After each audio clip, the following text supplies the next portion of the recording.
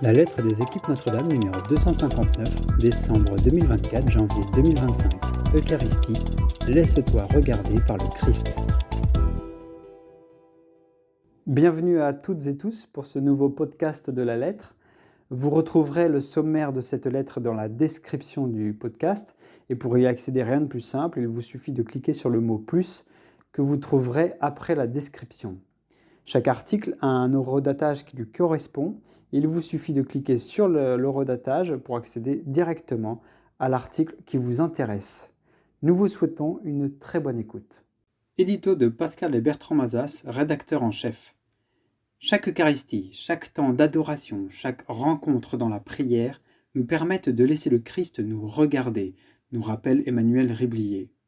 Réfléchissant à sa place en début de messe, le Père François-Marie André nous aide à comprendre que le Kyrie est moins un acte pénitentiel qu'un refrain d'intercession vers le Christ qui nous regarde. Selon le Père Kling, la demande de pardon du début de la messe nous invite à un regard sur nous-mêmes et sur notre couple. Il se déploie en effet en 3 pardons successifs, de chaque conjoint avec Dieu, entre les conjoints et, en définitive, du foyer en entier avec Dieu. Qui regarde vers lui resplendira. Formatés par une culture de l'efficacité, de la performance, nous sommes parfois déstabilisés par l'adoration du Saint-Sacrement que nous trouvons bien pauvre, et c'est tant mieux, d'après le Père Philippe-Marie Vaganet. Lorsque nous consacrons un temps pour regarder quelque chose qui ne bouge pas, une simple hostie, d'après lui, Jésus qui nous regarde et nous avons seulement à nous laisser regarder et aimer par lui. Et puisque regard et pardon sont très liés, comment ne pas être ému par les témoignages de 2 couples ayant vécu des démarches de pardon de manière très différente? Terminons cette introduction de la lettre avec le regard de l'artiste. Sur un tableau de Jacques-Émile Blanche, plusieurs regards. Le regard de Jésus vers le ciel, le regard de l'hôte sur son invité, les regards distraits, indifférents ou réprobateurs des convives. À méditer. Bonne écoute.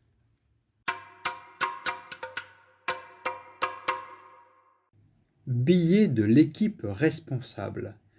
Toute rencontre ne passe-t-elle pas par le regard? Un article de Véronique et Bruno Ripaud, couple responsable de la province Nord-Ouest et membre de l'équipe Angers 44.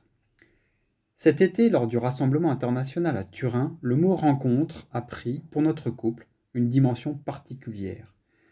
Nous avons vécu de formidables rencontres spirituelles et culturelles avec des équipiers du monde entier. Quelle richesse!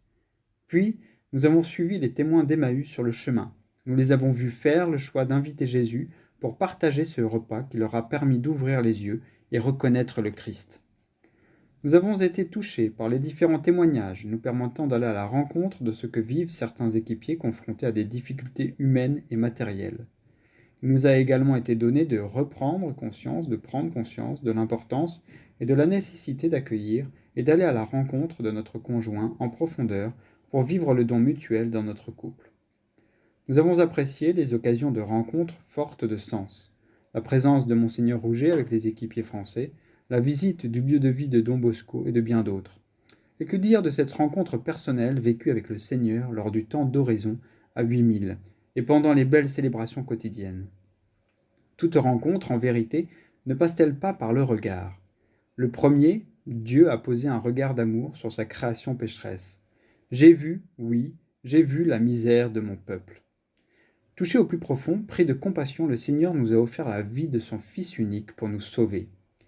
Dans le sacrement de l'Eucharistie, Jésus, par amour pour son Père, nous fait don de lui-même. Il se rend présent à nous, il nous aime. Par son regard miséricordieux, il nous sauve, il nous pardonne, nous guérit. Jésus posa son regard sur lui, et il l'aima. Mais il ne le fait pas sans nous. Il en respecte tellement notre liberté, il a besoin de notre adhésion. Rappelons-nous donc les paroles de ce très beau chant. N'aie pas peur, laisse-toi regarder par le Christ. Laisse-toi regarder car il t'aime. Osons nous reconnaître petits, pauvres et pécheurs devant lui. Osons lui demander humblement pardon pour tout ce qui, dans nos vies, nous sépare de lui. Dans la confiance et l'humilité, acceptons sur nous-mêmes ce regard bienveillant qui ne juge pas, qui ne nous condamne pas, mais au contraire qui nous relève et nous fait revivre.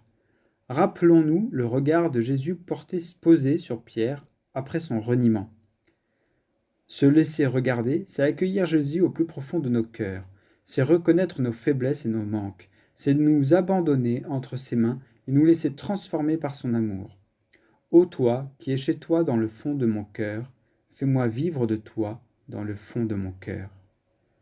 Alors, à notre tour, sûrs de cet amour et de sa force de vie, nous pourrons lever les yeux vers notre Seigneur pour lui rendre grâce et entrer dans une réciprocité des regards, c'est-à-dire nous décentrer de nous-mêmes, nous offrir totalement dans ce face-à-face d'amour infini qui vient nous restaurer à chaque Eucharistie.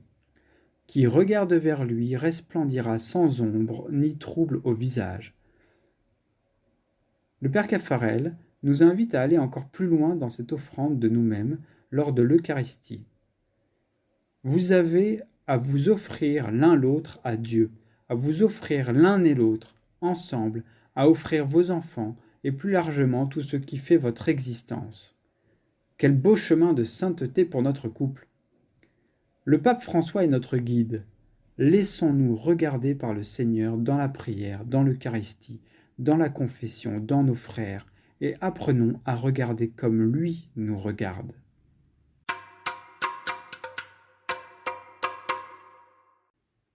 Devant vous, frères et sœurs, le billet du conseiller spirituel, le père Dominique Raphaël Kling, conseiller spirituel de l'équipe responsable France-Luxembourg-Suisse et conseiller spirituel de l'équipe Bordeaux 103. Comment s'approcher de Dieu dans l'Eucharistie sans d'abord tomber à genoux? Enlève tes sandales, car tu te trouves dans un endroit consacré. Après l'accueil à la messe, la liturgie pénitentielle réalise une merveilleuse pédagogie. Je reconnais devant vous, frères et sœurs, que j'ai péché. Ça, c'est le rituel de la messe. Si le péché est une offense contre Dieu, elle blesse également nos liens humains.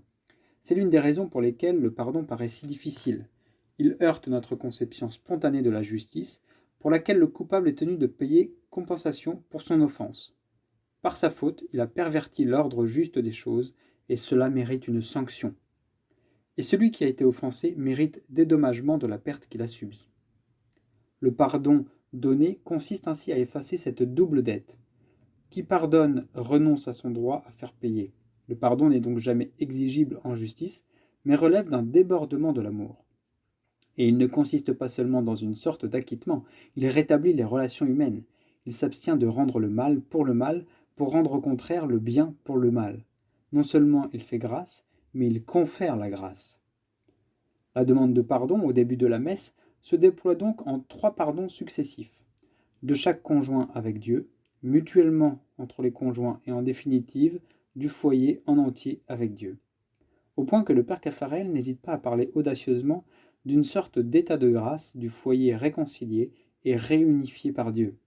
La puissance de sa miséricorde inaugure une communion nouvelle des conjoints, des parents avec leurs enfants et réciproquement.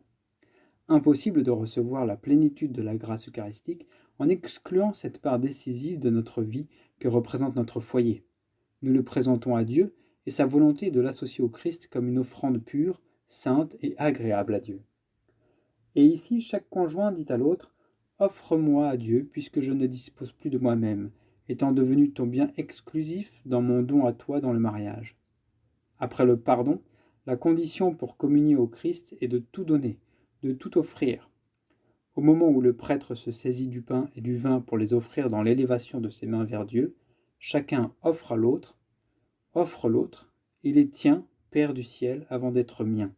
Il est mien parce qu'il est tien et que tu me l'as confié, et je l'élève vers toi en te l'offrant comme le pain et le vin. Je te le donne, je te le cède, je te l'offre, totalement, pour qu'il devienne ton corps. Ainsi, dans l'heureuse nouvelle traduction liturgique, nous répondons « Que le Seigneur reçoive de vos mains, entendons, vous les prêtres, ce sacrifice de louange, entendons, le foyer offert en communion avec le Christ, pour la gloire de son nom. » Au cœur de la messe, l'offertoire du couple, préparé par la liturgie pénitentielle qui réinstaure la communion du foyer, accomplit une immense élévation. Et bien sûr, il y a aussi l'offrande du veuf ou de la veuve qui offre son conjoint au Père, dans le Christ, pour le recevoir mystérieusement à nouveau en Dieu. Il y a l'offrande des enfants, l'œuvre la plus parfaite d'une vie que peuvent présenter des parents. Nous découvrons le secret de toute Eucharistie, semaine après semaine, Il transforme le foyer en petite église vivifiée par un véritable culte rendu à Dieu et qui devient source de la prière conjugale et familiale. Rubrique orientation de l'année. Regard d'un artiste sur l'Eucharistie. Il s'agit d'un grand tableau étrange du XIXe siècle, visible au musée des Beaux-Arts de Rouen. Son auteur, Jacques-Émile Blanche, peintre peu connu, a créé une atmosphère singulière. Un personnage y tient une place centrale, attablé dans un salon avec deux autres convives. Son regard se tourne vers le ciel. Il semble bénir le pain qu'il tient dans la main. Autour de cette table, dans un salon bourgeois, 7 autres personnages, une famille peut-être, paraissent immobiles, attentifs. L'instant est suspendu et grave. L'hôte ou le dernier souper. C'est le titre du tableau qui se prête à plusieurs interprétations. Le mot hôte désigne à la fois celui qui reçoit et celui qui est reçu. Dans ce moment figé, qui est représenté? Celui qui est reçu, cet homme qui bénit le pain, une représentation du Christ au soir d'Emmaüs ou lors de son dernier repas? Celui qui reçoit cet homme, ou bien encore celui qui accueille Dieu dans son foyer en rendant grâce pour le repas? Le tableau interroge son contemplateur en tentant de représenter l'invisible, l'intériorité et aussi la foi sans doute. Il nous invite à méditer sur l'accueil, celui que l'on reçoit, celui que l'on donne, dans son cœur, ici et maintenant, mais aussi intemporellement. Marc Plateau, Paray le Monial 1. Pourquoi le Kyrie au début de l'Eucharistie? Par don François-Marie André, chapelain au sanctuaire Notre-Dame de Montligeon. Après le chant d'entrée et la vénération de l'autel, l'introduction de la messe peut sembler abrupte. Les quelques réponses ou prières, peu variables, sont récitées parfois machinalement jusqu'au Gloria. À cela s'ajoute notre propre situation à l'arrivée, en avance ou en retard, la tête pleine de diverses charges mentales, de préoccupations matérielles très concrètes, ou bien avec nos souffrances et nos fardeaux. Alors que nous nous apprêtons à faire mémoire du sacrifice du Christ, à revivre sa Pâque et à le recevoir lui-même en nous, à quelle attitude la liturgie nous invite-t-elle en début de la messe? La préparation pénitentielle. Celui qui aura mangé le pain ou bu la coupe du Seigneur d'une manière indigne devra répondre du corps et du sang du Seigneur. On doit donc s'examiner soi-même avant de manger de ce pain et de boire à cette coupe. Cette recommandation de saint Paul aux Corinthiens a été reçue universellement. Il est nécessaire de se disposer à la célébration de la messe par une préparation physique et spirituelle de nature pénitentielle. Cette préparation doit consister en 2 attitudes intérieures. D'une part, le regret de nos péchés pour en obtenir le pardon de Dieu et accéder à l'Eucharistie avec un cœur pur, et d'autre part, la joie de prendre part au banquet du Seigneur que nous exprimons dans la ferveur du chant d'entrée. La préparation pénitentielle commence avant la messe par le jeûne eucharistique, la méditation de la parole de Dieu et un temps de prière personnel ou communautaire. Pendant la messe, cette préparation prend la forme de l'acte pénitentiel proprement dit. Son importance est grande puisqu'il absout des péchés véniels.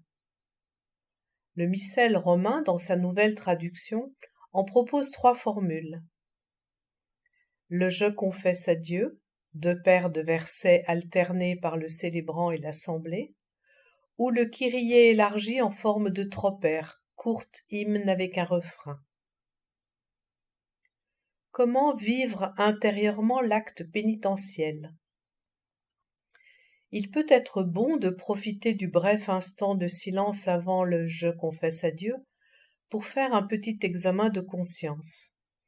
Il ne s'agit pas forcément de relire notre vie entière et d'énumérer tous nos péchés, mais de présenter au Seigneur, en un instant, un épisode de vie récent lors duquel nous avons blessé l'amour et pour lequel nous implorons sa miséricorde.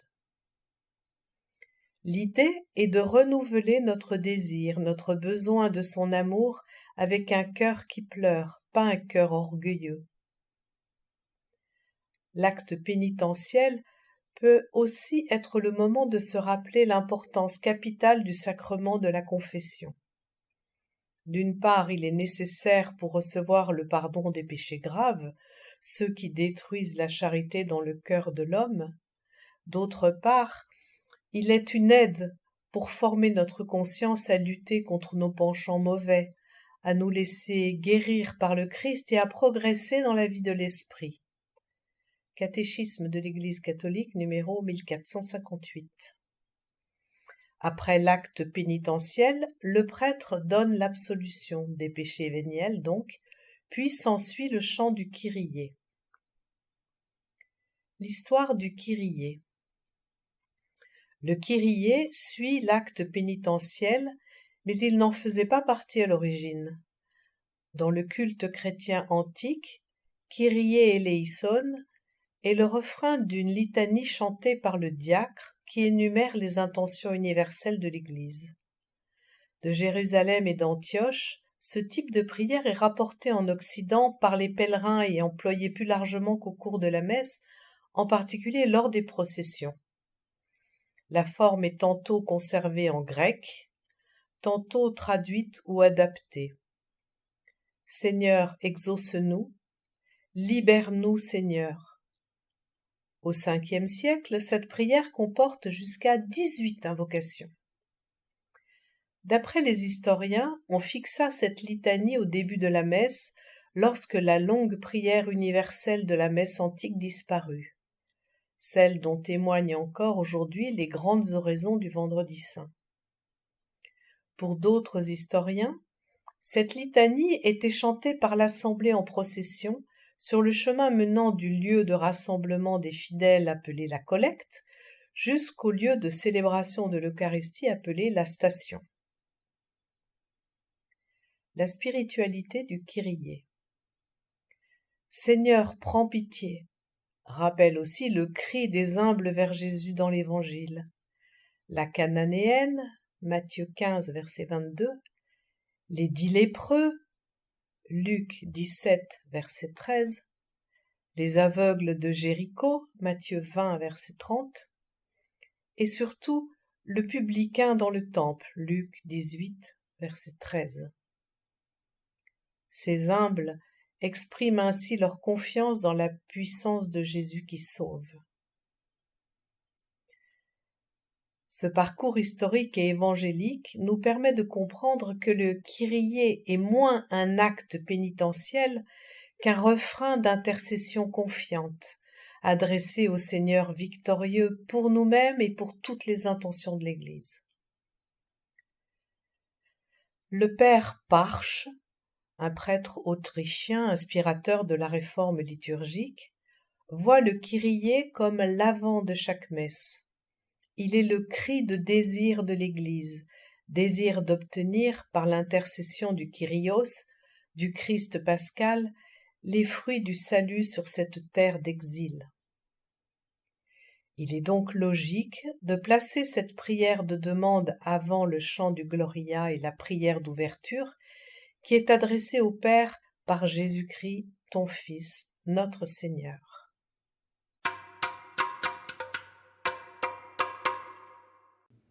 Pardonner, être pardonné, l'un peut-il aller sans l'autre? Un article de Guilhem Causse, professeur de philosophie, directeur des études aux facultés Loyola à Paris. Il est également l'auteur de Le pardon ou la victime relevée, édition Salvator en 2019. La question du pardon se pose rarement quand tout va bien. Elle vient le plus souvent lorsqu'un conflit a éclaté, des paroles blessantes ont été prononcées, des violences commises, et il est alors bien difficile d'y voir clair.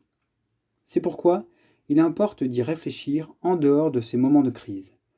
Nous souvenant de ce que nous avons pu entendre ou dire, deux exclamations reviennent. Comment pourrais-je lui pardonner? Il ne m'a pas demandé pardon. Ou encore, je lui ai demandé pardon, mais elle ou il n'a rien voulu n'entendre. Spontanément, le pardon semble être un don de la victime à l'agresseur. Un don qui supposerait d'être demandé pour pouvoir être accordé, et qui attendrait d'être donné lorsqu'il est demandé. Mais si tel est le cas, le pardon n'est plus un don, c'est un dû. Or, comme son nom l'indique, le pardon est bien un don, et un don gratuit. Pouvons-nous pardonner à quelqu'un qui ne demande rien? Oui, ce pardon se reconnaît à la fin du ressentiment, à la paix retrouvée. Il peut alors accompagner un appel à une reconnaissance des faits et à une réparation qui permettent de vivre de nouveau ensemble. Et pouvons-nous demander pardon à qui ne veut pas pardonner? La demande de pardon, lorsqu'elle est authentique, vient à l'issue d'un processus de repentir, avec la reconnaissance des méfaits commis et des conséquences sur l'autre. Se retournant sur le parcours accompli, la personne prend conscience que c'est déjà le pardon qui l'a conduite jusque-là. Ce parcours peut se faire en parallèle de celui de la personne victime. Pour autant, demander pardon va avec le souhait qu'il soit reçu. En effet, cela signifierait que la victime va mieux. La délicatesse du pardon pourra alors consister à se renseigner pour savoir si une demande de pardon aidera la victime à avancer vers l'apaisement. Et cette demande peut prendre diverses figures. Demande explicite, gestes symboliques, etc. Il convient alors de rester prêt à ce que la demande ne puisse pas se faire. Le pardon fera alors son œuvre dans une présence attentive à autrui. Le pardon est un don gratuit, qui apaise déjà celui qui le donne et porte déjà celui qui le demande. La question qui se pose alors à nous est: d'où vient ce pardon? Pour une personne victime, d'où lui vient la force de pardonner? Cette question s'éclaire à la lecture du chapitre 18 de l'évangile de saint Matthieu. Jésus vient de dire aux disciples: si ton frère a commis un péché, va lui faire des reproches seul à seul. S'il t'écoute, tu as gagné ton frère. Puis, il a déployé les étapes de l'implication communautaire dans le pardon. Suite à cela, Pierre interroge Jésus. Seigneur, lorsque mon frère commettra des fautes contre moi, combien de fois dois-je lui pardonner? Jusqu'à 7 fois? Revenons aux paroles de Jésus. Pardonner signifie d'abord faire des reproches seul à un frère à propos du péché qu'il a commis pour qu'il se repente. Le péché désigne ici le mal qui affecte les relations entre les personnes et avec Dieu. Pardonner, d'après ce que dit Jésus, est l'œuvre entreprise à l'égard d'un pécheur, par égard pour la qualité de nos relations. Pardonner est bien plus large que ce qui se joue entre victime et agresseur. Nous sommes tous appelés à pardonner, c'est-à-dire à être des ouvriers du pardon dès que des personnes et des relations sont affectées. Et cela passera d'abord par une parole visant à recréer de la fraternité. S'il t'écoute, tu auras gagné ton frère. Ce pardon peut certes s'adresser à la personne qui m'a fait du mal, mais le début du chapitre 18 de Matthieu montre une autre possibilité, en mettant au centre de l'attention les plus petits, en particulier ceux qui sont victimes de scandales. Ils n'ont pas la capacité d'aller faire des reproches. C'est donc à d'autres, plus grands, parents, responsables des communautés éducatives, ecclésiales, etc., de le faire pour eux. Et ils le font après avoir pris soin de ces petits, comme y invite la parabole de la brebis perdue que Jésus raconte en début de chapitre. Pierre comprend que cette responsabilité lui revient, et il en perçoit le poids. La tradition rabbinique invite à pardonner jusqu'à 4 fois. En proposant 7 fois, il va jusqu'à ce qu'il considère comme proprement divin. Il n'imagine pas qu'il puisse être demandé d'aller au-delà. Jésus le détrompe, l'invitant à pardonner jusqu'à 70 fois 7 fois. Ce faisant, il évoque le livre de la Genèse. Caïn sera vengé 7 fois et Lémec 70 fois 7 fois. Le pardon s'oppose à la vengeance, ouvrant une résolution fraternelle au conflit. L'enjeu est bien la fraternité et son maintien par-delà la violence. Pour appuyer son annonce, Jésus raconte la parabole du débiteur impitoyable. Nous la connaissons. Elle invite à reconnaître dans un même mouvement l'immensité du pardon de Dieu et notre péché dont il nous sauve. Son pardon prend à son apogée la figure de son Fils qui donne sa vie pour que nous vivions, afin que le péché ne nous anéantisse pas. Jésus est le premier ouvrier du pardon. C'est d'être pardonné par Dieu dans le Christ Jésus qui fait de nous des êtres libres et capables de pardonner à nos frères humains. La fin de la parabole soulève une dernière question. Si je ne pardonne pas aux autres, alors que Dieu m'a tant pardonné, ne vais-je pas perdre le pardon de Dieu ?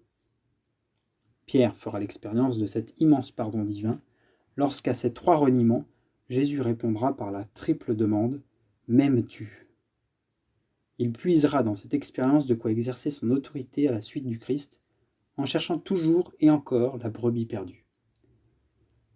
Dans l'esprit du pardon, cette parabole n'est pas une condamnation, mais un appel. Lorsque pardonner devient impossible pour nous, nous sommes invités à nous tourner vers celui à qui rien n'est impossible, Dieu. Il nous aidera à trouver le courage et l'intelligence pour aller parler à celui qui s'est fermé dans le déni, à croire que la profonde souffrance de la personne victime trouvera un apaisement avec le soutien nécessaire. Enfin, il nous aidera à répondre à l'appel à participer à la mission du Christ, de renouveler l'espace de la fraternité. Ainsi, pour être pardonné autant que pour pardonner, la clé est l'accueil de l'ouvrier du pardon qu'est le Christ. Il nous pardonne et nous apprend à devenir, pour les autres, ouvriers à notre tour. C'est ce qui nous fait sortir du piège du « il faut », d'un pardon-obligation, qui tournerait à la condamnation si nous n'y obéissions pas. Le pardon est un don gratuit de Dieu en Jésus-Christ, et les relations régénérées à l'aune de sa bonté sans limite. Sur ce fond, il devient possible de circonscrire le mal et de le rejeter, que ce soit la fin du ressentiment ou un reproche visant à un repentir, ou un repentir reposant sur une fraternité promise. Ce pardon-là n'attend pas les crises pour être vécu. Il est à exercer au quotidien dans le soin de notre fraternité, dans notre commune filiation divine.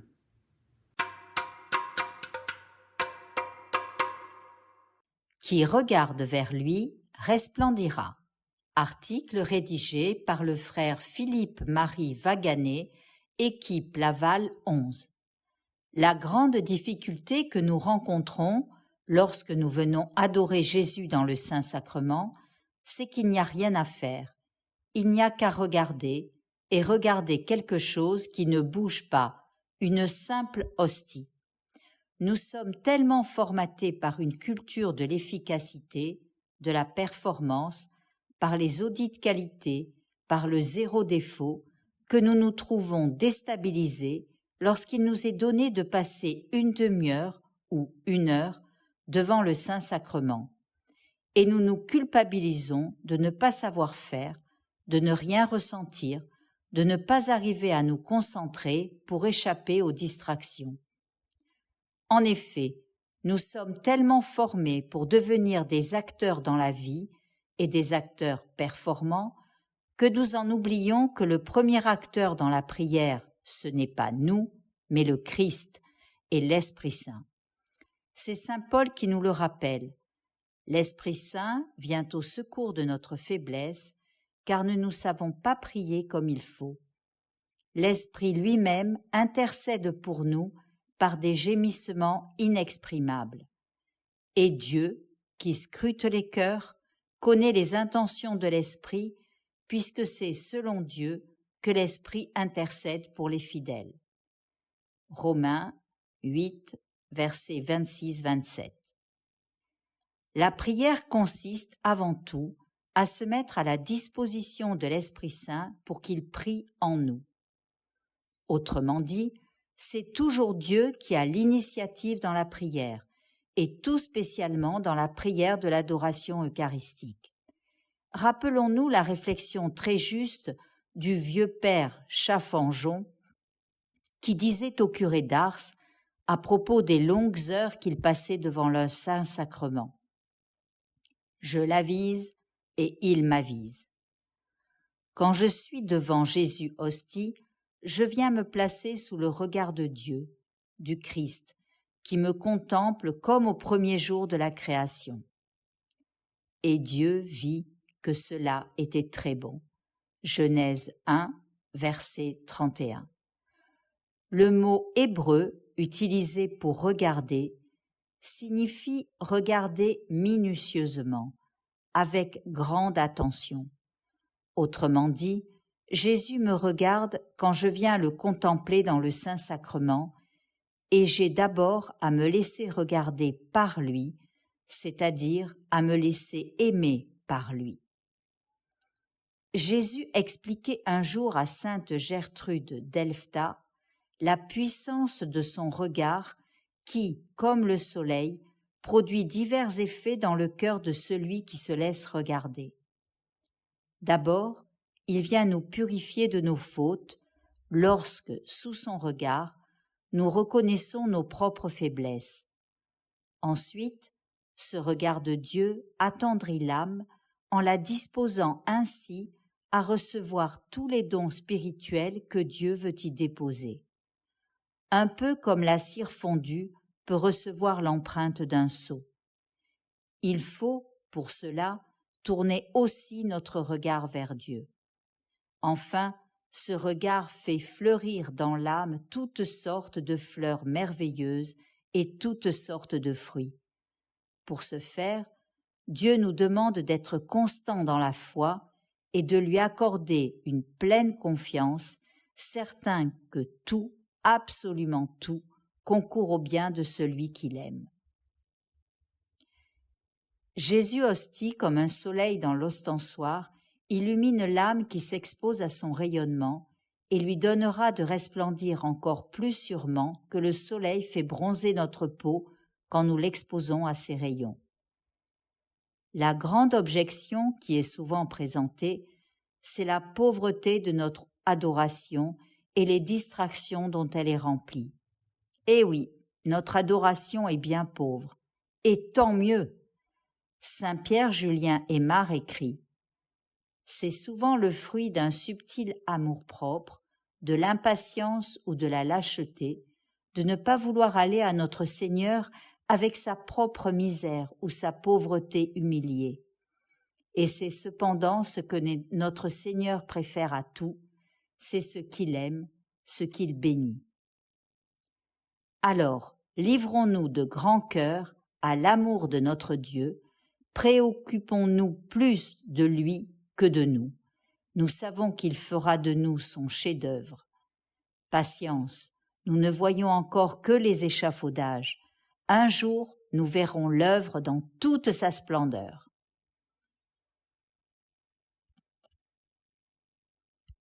Les citations de l'article proviennent de Gertrude d'Elfta, œuvre spirituelle 3, le héros de l'amour divin, livre 3, chapitre 38, cité par Nicolas Butet dans le livre L'Eucharistie à l'école des saints, édition de l'Emmanuel, Paris, année 2000, page 284.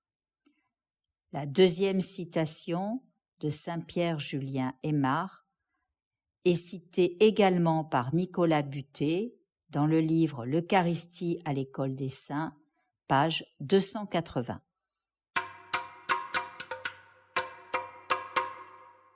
Je reconnais un seul baptême pour le pardon des péchés. Père Marcel Cortet, prêtre du diocèse d'Autun, Châlons et Mâcon. Nous, catholiques, gardons dans la tête les 7 sacrements appris au caté. En fait, nous aurions intérêt à parler plutôt de 3 plus 3 plus 1.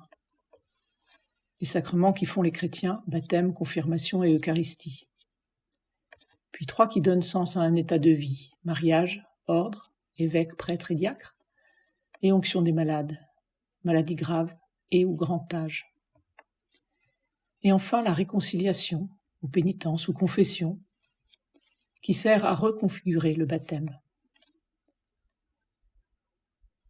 Les sacrements qui font les chrétiens sont d'ailleurs reconnus par toutes les confessions chrétiennes, ce qui dit bien leur importance. Au début de notre histoire, on disait plutôt « les mystères de Pâques qui nous font renaître ». Ils étaient indissociables et se célébraient en même temps, de préférence la nuit de Pâques. Nous sommes adoptés par Dieu dans son pardon après avoir donné des signes de changement de vie selon l'Évangile. C'est la préparation du carême. Les sacrements de l'initiation chrétienne nous donnent pleinement le pardon de Dieu. Mais que se passe-t-il si nous fautons gravement ? La question s'est posée sérieusement quand des chrétiens, pendant les persécutions des premiers siècles, ont renié leur foi au tribunal pour sauver leur peau. Cette faute était-elle pardonnable ?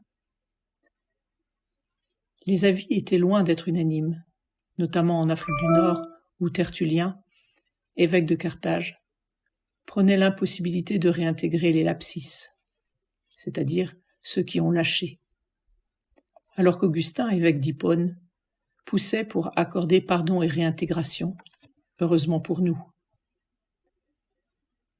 Mais l'Église d'aujourd'hui semble l'avoir complètement oublié devant la question de la place des divorcés remariés. Par la suite, restait la pénitence publique pendant le carême avec réintégration au jeudi saint, éprouvante et redoutée, qui faisait les candidats au baptême repousser celui-ci au lit de mort.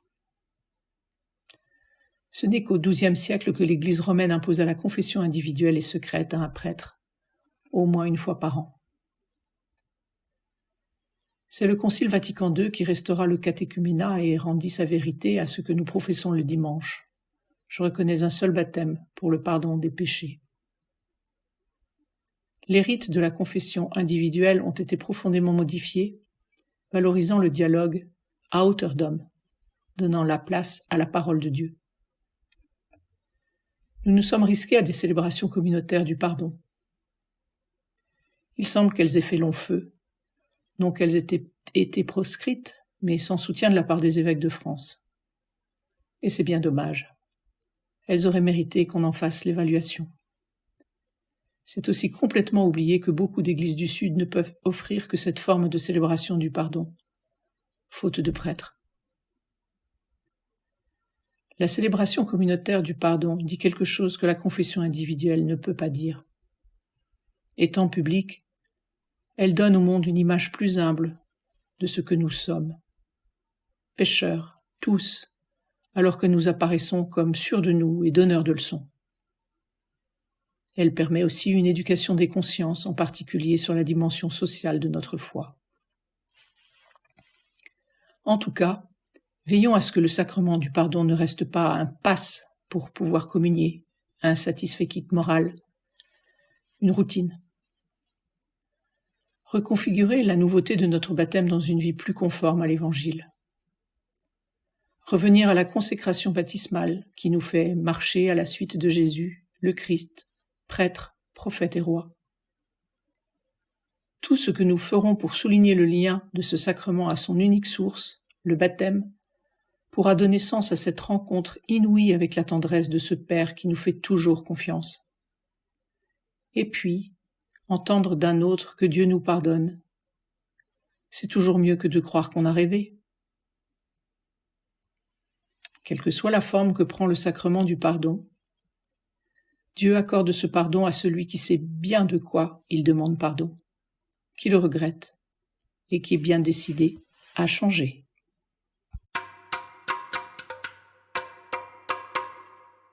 L'acte pénitentiel, Pape François, extrait de la catéchèse du mercredi 3 janvier 2018.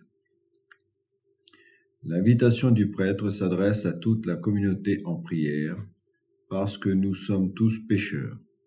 Que peut donner le Seigneur à celui qui a le cœur plein de lui-même, de son propre succès? Rien, parce que le présomptueux est incapable de recevoir le pardon, rassasié comme il est de sa prétendue justice. Pensons à la parabole du pharisien et du publicain, où seul le second, le publicain, revient chez lui justifié, c'est-à-dire pardonné. Confère Luc 18, 9, 14. Celui qui est conscient de ses propres misères et qui baisse les yeux avec humilité, sans se poser sur lui le regard miséricordieux de Dieu. Nous savons par expérience que seul celui qui sait reconnaître ses erreurs et demander pardon reçoit la compréhension et le pardon des autres. Écouter en silence la voix de la conscience permet de reconnaître que nos pensées sont éloignées des pensées divines, que nos paroles et nos actions sont souvent mondaines, c'est-à-dire qu'elles ne sont guidées que par des choix contraires à l'Évangile. C'est pourquoi au début de la messe, Nous accomplissons de manière communautaire l'acte pénitentiel à travers une formule de confession générale, prononcée à la première personne du singulier. Chacun confesse à Dieu et ses frères d'avoir péché en pensée, en parole, par action et par omission. Oui, aussi par omission, c'est-à-dire d'avoir négligé de faire le bien que j'aurais pu faire. Nous nous sentons souvent de braves personnes parce que, disons-nous, je n'ai fait de mal à personne. En réalité, il ne suffit pas de me faire de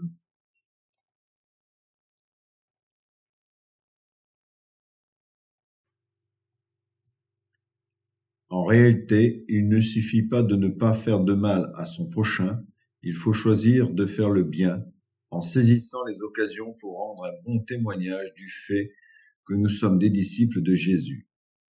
Il est bon de souligner que nous confessons aussi bien à Dieu qu'à nos frères que nous sommes pécheurs.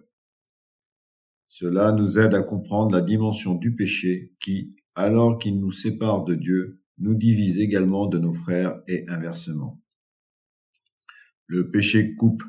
Il coupe la relation avec Dieu et il coupe la relation avec nos frères, la relation dans la famille, dans la société, dans la communauté. Le péché coupe toujours. Il sépare, il divise.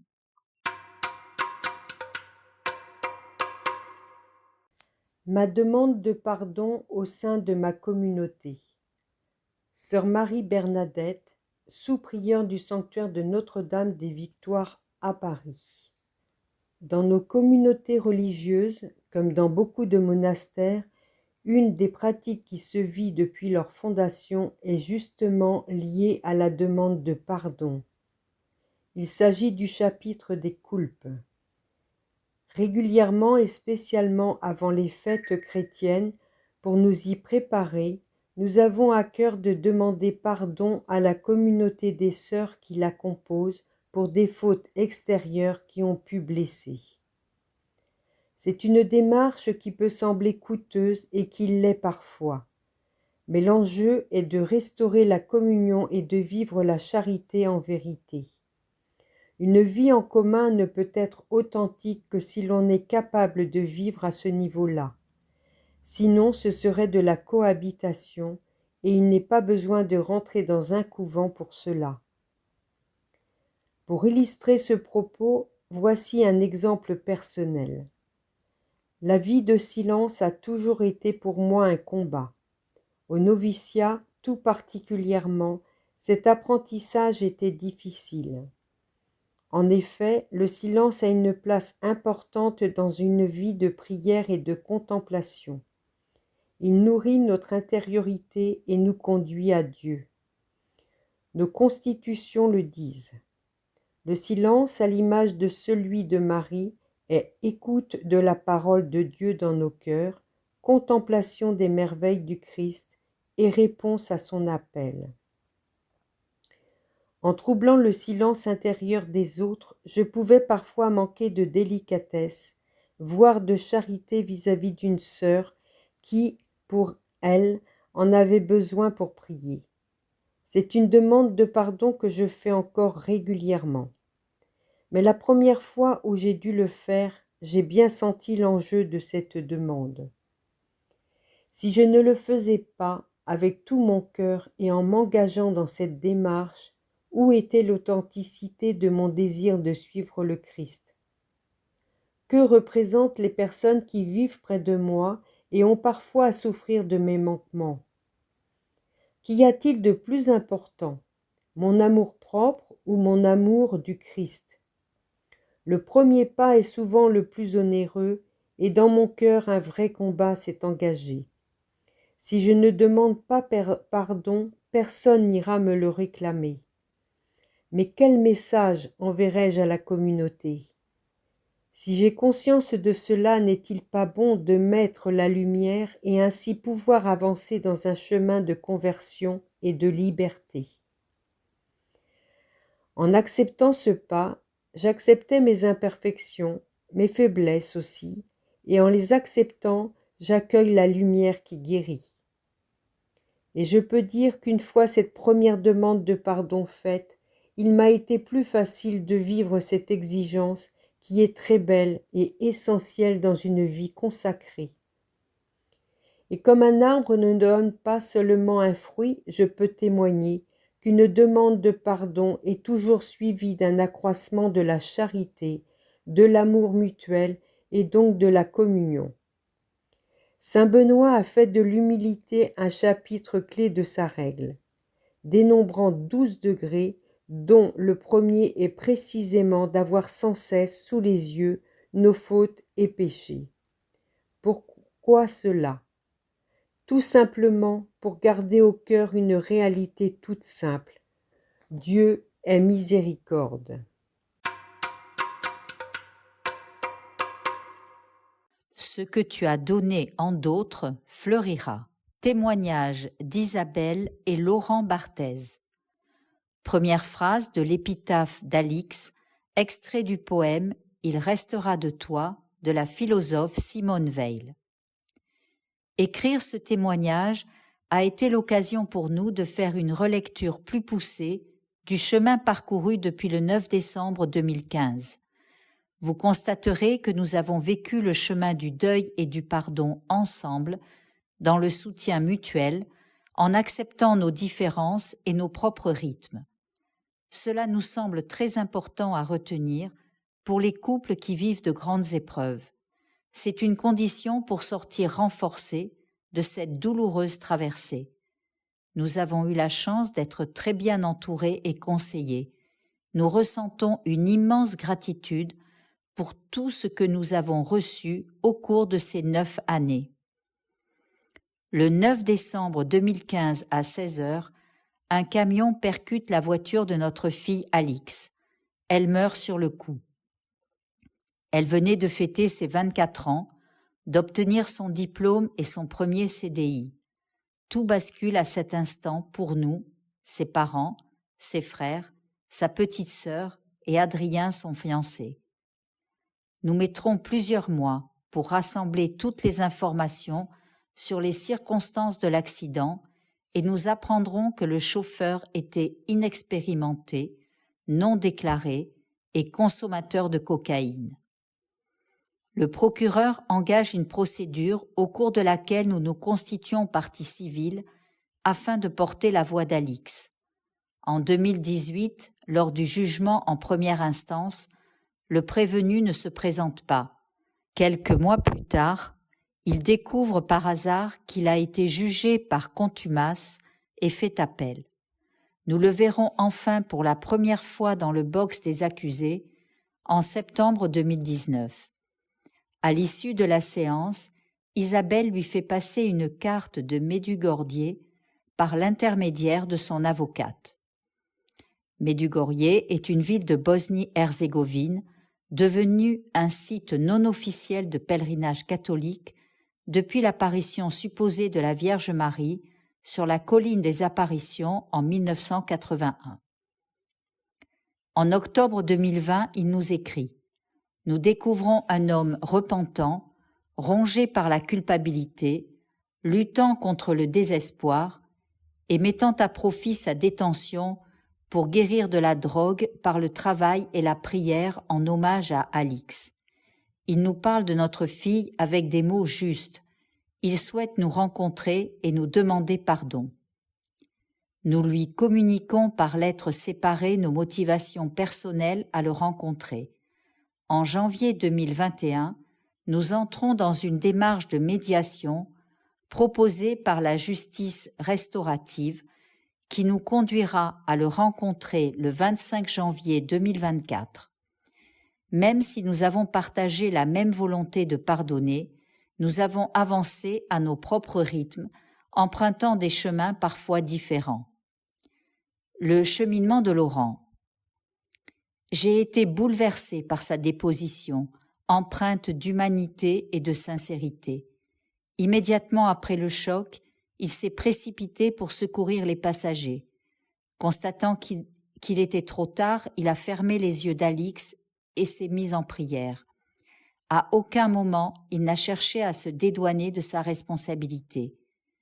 Puis j'ai compris au cours du procès le caractère diffus de la responsabilité entre le conducteur, l'employeur, le donneur d'ordre de l'employeur et le médecin prescripteur de Subutex.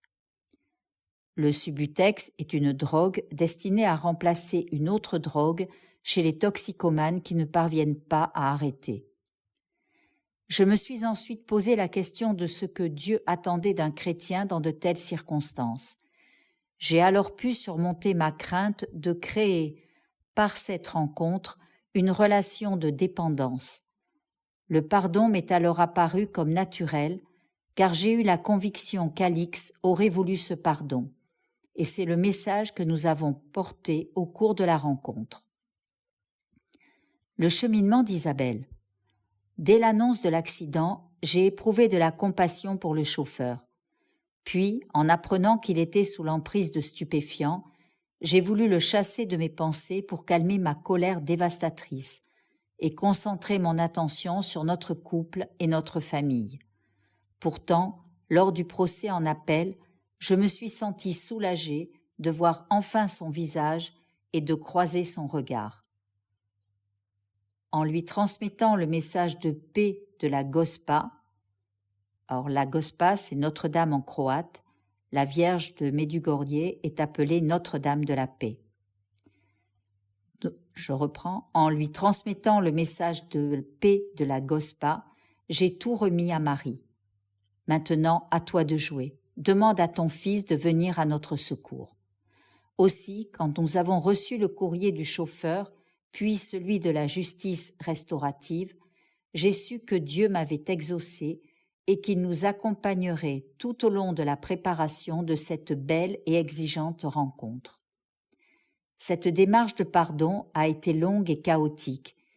Il nous a fallu 8 ans, un entourage compréhensif et un accompagnement d'une qualité exceptionnelle pour en venir à bout. Notre amour en est sorti grandi. En acceptant la proposition de la justice restaurative, nous pensions agir pour la mémoire d'Alix et le bien du coupable. En fin de compte, nous avons aussi été réparés et remis en marche. Certes, rien n'est effacé et nous ne sortons pas indemnes de l'épreuve, mais nous pouvons avancer bien que rien ne soit comme avant. Grâce au pardon demandé, donné et reçu, une porte s'est ouverte sur la vie, avec Alix autrement. La justice restaurative est une association reconnue d'utilité publique travaillant avec l'administration pénitentiaire au bénéfice de la reconstruction des 2 parties. Le film « Je verrai vos visages » décrit avec justesse leur travail auprès des victimes et des condamnés. Pour le voir, https://www.justicerestaurative en un seul mot.org.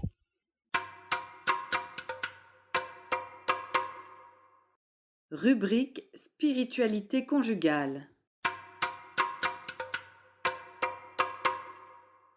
Miraculé du sacrement de mariage, un témoignage de Jeanne et Antoine. Antoine, pour bien comprendre notre histoire, il faut remonter au début de notre mariage. Nous démarrons notre vie de couple, comme de jeunes catholiques parisiens un peu convenus. Arthur naît 2 ans après notre mariage. Tout va bien. Et brutalement, à 9 mois, Arthur nous quitte. Et nous ne réagissons pas de la même façon. Pour Jeanne, le chagrin dure des mois. Des pleurs, un fort besoin d'être consolée, protégée. Et rapidement, cela me pèse. Jeanne. C'est notre aîné. Ça fait 18 mois que je vis avec ce bébé, et tout à coup je n'ai plus d'enfant à aimer. Je suis à nouveau enceinte, que c'est bon de prendre notre fille dans mes bras, de sentir ses odeurs, mais cette tristesse demeure au fond de moi, alors qu'Antoine est passé à autre chose. Complet décalage entre nous, sans prendre le temps d'en parler, de peur de blesser l'un l'autre, ou par manque de conscience de la nécessité de le faire.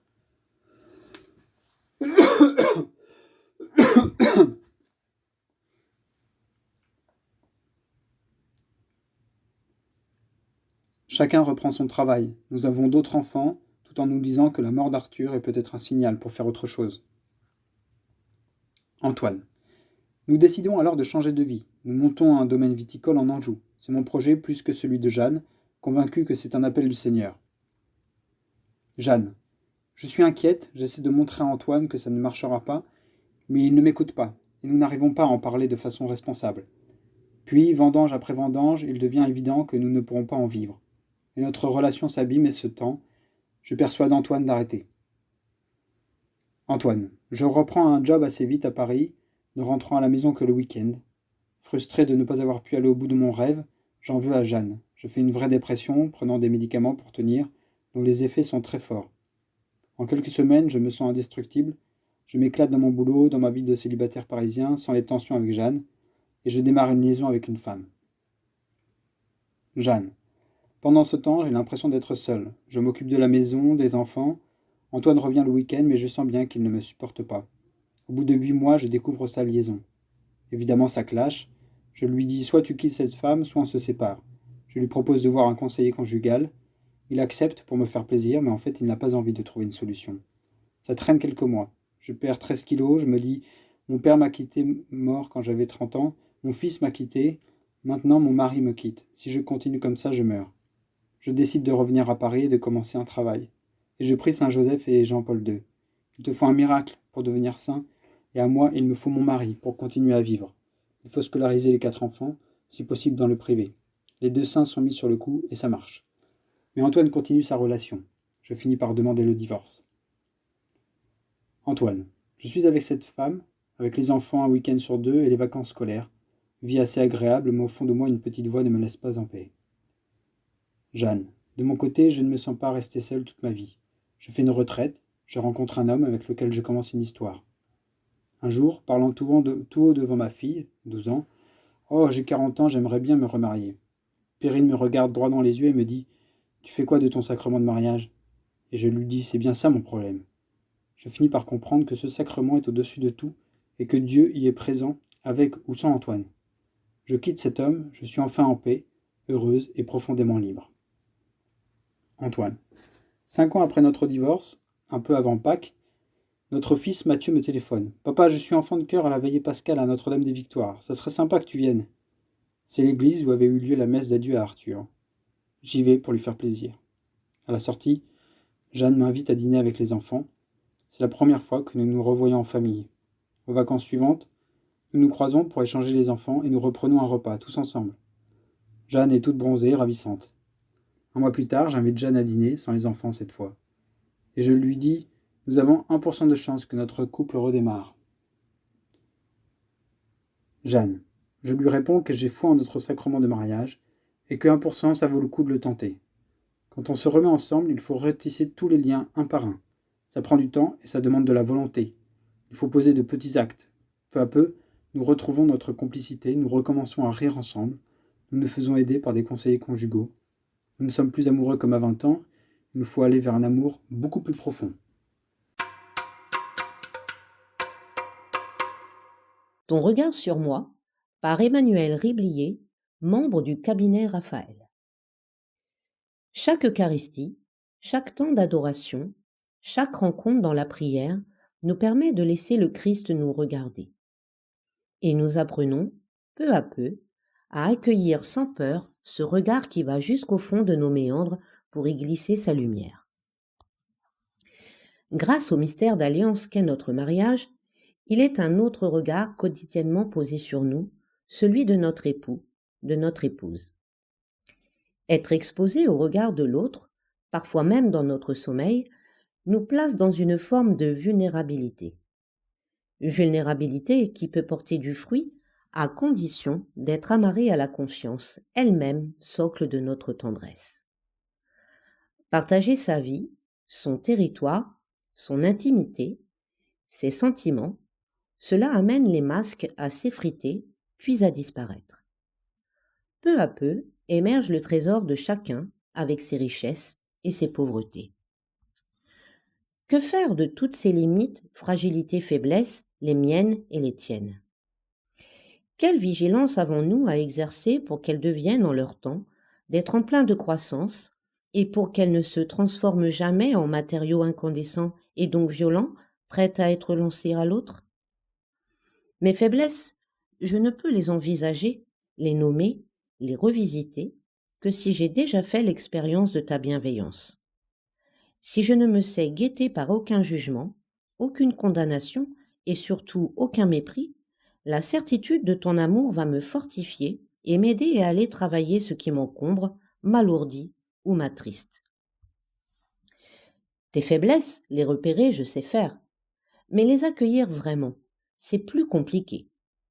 Cela me demande de quitter une représentation imaginaire, de faire le deuil d'une image idéale pour te rechoisir pleinement dans ton côté court comme dans ton côté jardin.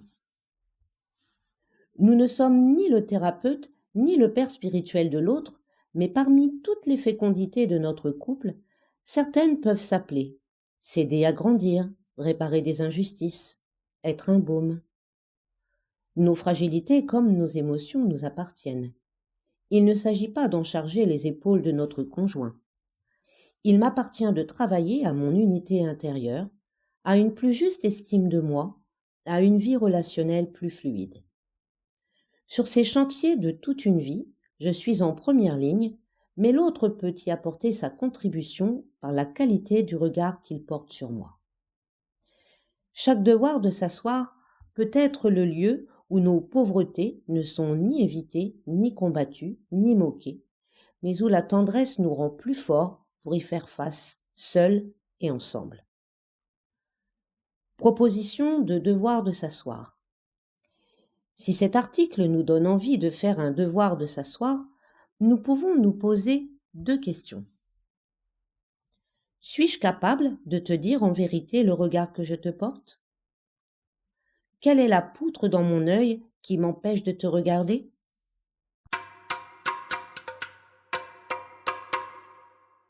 Réconciliation conjugale du père Henri Caffarel, fondateur du mouvement des équipes Notre-Dame. C'est un extrait de l'Anneau d'Or, numéro spécial 117-118, édité en 1964, sur les pages 201 à 219.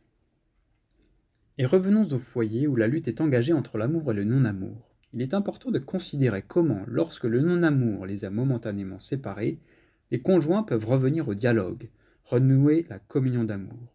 En un mot, demandons-nous en quoi consiste la réconciliation conjugale, quel en est le processus. Ne pas prendre son parti du mal, du non-amour, c'est la disposition de base. Elle ressort de ce que j'ai dit. Cela entraîne à reconnaître sa faute devant le conjoint, à se déjuger, à se condamner. Je ne parle pas de fautes ignorées de lui et qu'il vaut mieux souvent ne pas révéler, c'est là un tout autre problème. La demande de pardon est la suite logique de cette reconnaissance. Quelle preuve d'amour dans cette démarche d'humilité! Premier élément de cette réparation, de ce surcroît d'amour qu'on aspire à donner pour compenser le déficit d'amour dont on se reconnaît coupable. Encore faut-il évidemment que l'offensé soit accueillant. Mais s'il sait pardonner de ce pardon, le seul vrai qui consiste à rendre sa confiance totale, il fera une admirable expérience, inattendue. Celle-là même du prophète Osée, à qui Dieu demande de reprendre sa femme infidèle. L'ayant fait d'un cœur sans réticence, il n'eut qu'à recourir à son expérience personnelle le jour où il lui fallut révéler la fidélité, la tendresse, la miséricorde de Yahvé à l'égard de son peuple adultère. Écoutez, « Mon cœur en moi se retourne, dit Yahvé, toutes mes entrailles frémissent. Je ne donnerai pas cours à l'ardeur de ma colère. Je vais la séduire, la nation juive, à nouveau. Je la conduirai au désert, et là, je parlerai à son cœur. Et là, elle répondra comme au jour de sa jeunesse. » Savoir pardonner, science combien nécessaire aux gens mariés. Il avait bien compris ce pope qui terminait ainsi son toast à un repas de noces.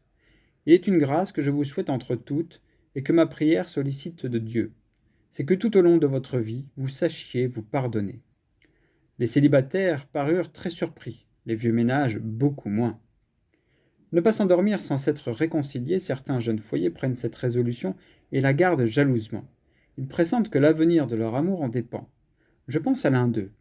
Un soir, pour la première fois depuis 3 ans de mariage, l'épouse refusa le baiser de paix. Sans rien dire, le mari, un Lorrain, se mit à genoux au pied du lit et entreprit de réciter son chapelet, convaincu que c'était une heure grave. Le sachant capable de passer ainsi la nuit en prière, sa femme ne le laissa pas aller au-delà de la 3e dizaine. Toute réconciliation vraie exige chez l'un et chez l'autre, chez l'un pour demander pardon, chez l'autre pour consentir au pardon sans réticence, un surcroît, un renouveau d'amour qui entraînera et favorisera un nouveau départ du couple vers une communion plus parfaite. Il n'existe pas d'amour qui ne nourrisse en son sein, souvent à son insu, des germes de mort. Si les époux n'entreprennent pas une guerre d'extermination, habile et persévérante, leur amour n'y survivra pas. Cette lutte est exténuante. À vrai dire, elle dépasse les forces humaines. Aussi bien n'est-on pas surpris des résultats d'une enquête récente révélant que l'amour ne survit pas plus de 6 ans au mariage, exception faite pour certains croyants dont celui qui présente l'enquête avoue ne pas connaître le secret. Au-dessus des forces humaines, mais pas au-dessus des forces de Dieu. Les époux s'étaient imaginés au temps de leur jeune amour, en apparence si fort et invulnérable, que leur amour avait en lui assez de puissance vitale pour triompher de ses ennemis du dehors et du dedans. Aujourd'hui, il leur faut bien reconnaître qu'ils ont été présomptueux. Même pour s'aimer, d'abord pour s'aimer, l'homme et la femme ont besoin de Dieu. Sans lui, ils ne pourront se protéger du mal. Sans lui, ils ne sauront pas longtemps se pardonner l'un à l'autre les défaillances de leur amour. Du psaume 127, « Si le Seigneur lui-même n'édifie la maison, c'est en vain que travaillent les ouvriers. »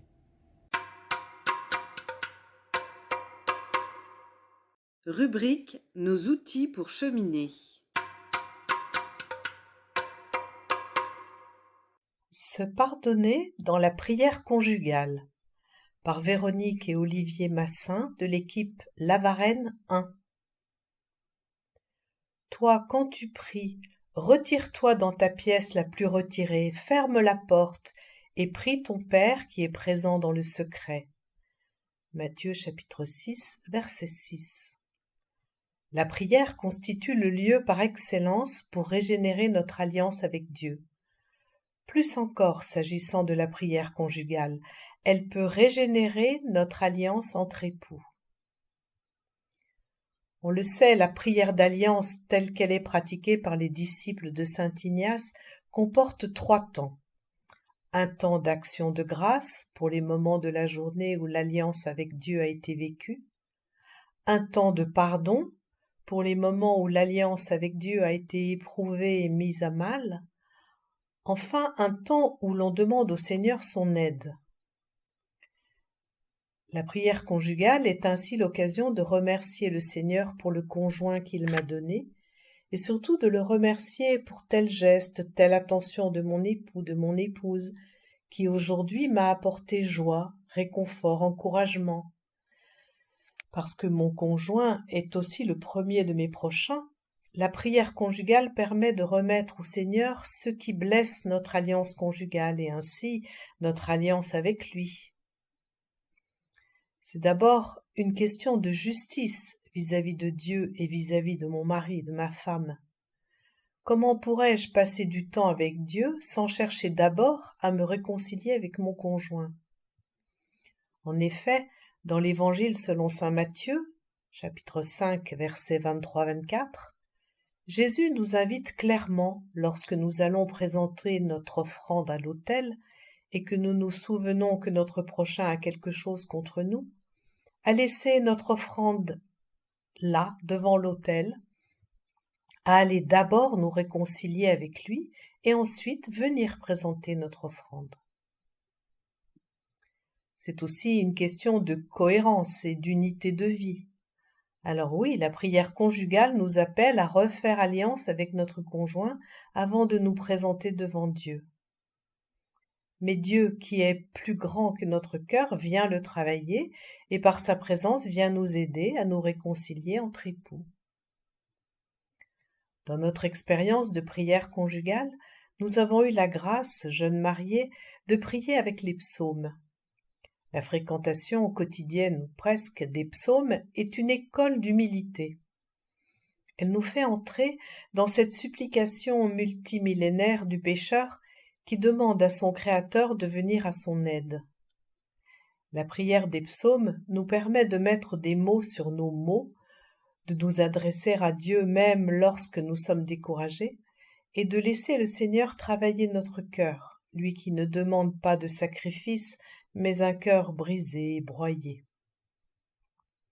Alors, après avoir prié ensemble les psaumes et pris un temps de méditation, l'échange qui suit est l'occasion d'ouvrir notre cœur à Dieu, bien sûr, mais aussi de l'ouvrir à l'autre, qui saura reconnaître une demande de pardon, une parole consolatrice dans cette prière que nous partageons.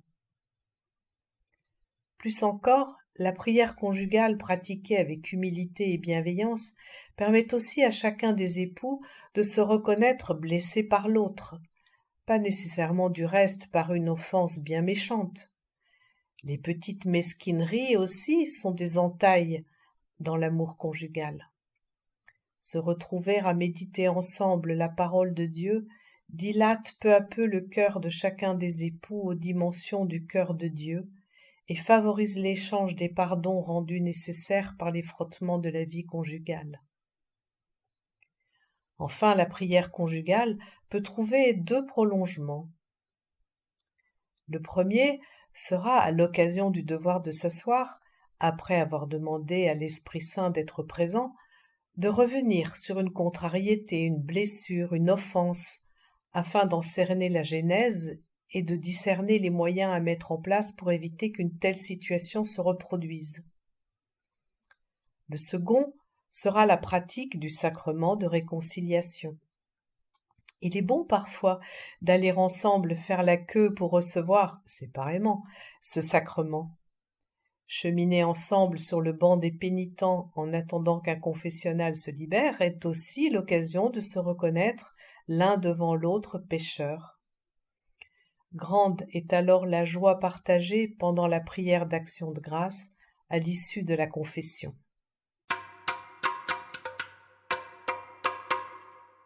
Vivre le pardon en équipe, c'est possible. Marilyn et Étienne Cholin, équipe Chambéry 20.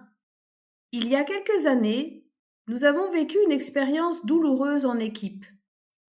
Lors de la réunion bilan de juin, 2 couples nous annoncent avoir décidé de quitter l'équipe. Mal-être dans l'équipe, divergence forte avec certaines personnes. C'est la première fois qu'ils en parlent et donc la dernière. Nous terminons la réunion sur un long temps de prière dans lequel s'expriment de belles choses, notamment des demandes de pardon. Nous nous sentons malgré tout démunis, déçus, tristes. Qu'avons-nous raté, entre guillemets, dans notre vie d'équipe? Pourquoi aucun échange sur ces difficultés? Nous proposons ici de réfléchir avec vous aux situations difficiles qui peuvent se présenter en équipe et au cheminement possible jusqu'à la réconciliation.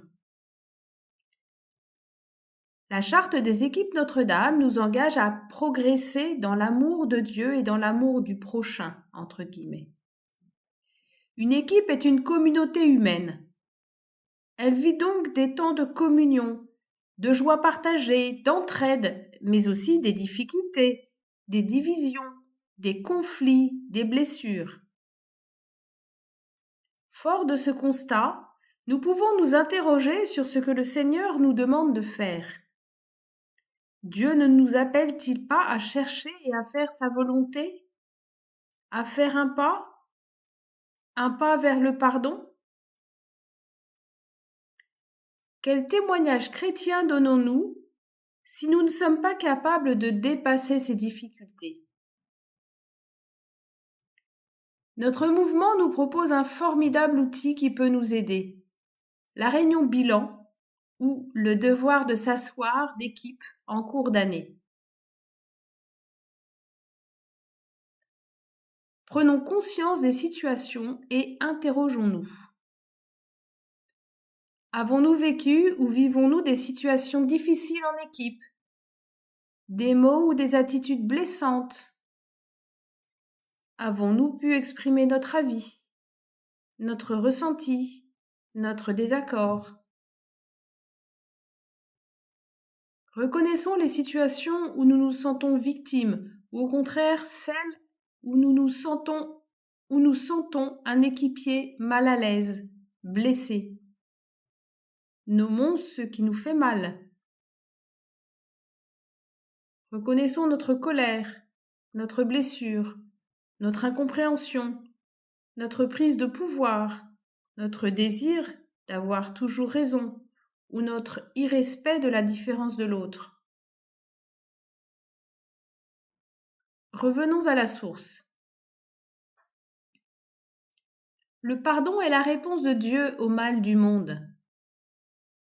Et nous sommes appelés à y participer. L'amour de Dieu nous attend et va nous renouveler. Ayons confiance. Méditons la parole, je cite, « Supportez-vous les uns les autres et pardonnez-vous mutuellement si vous avez des reproches à vous faire.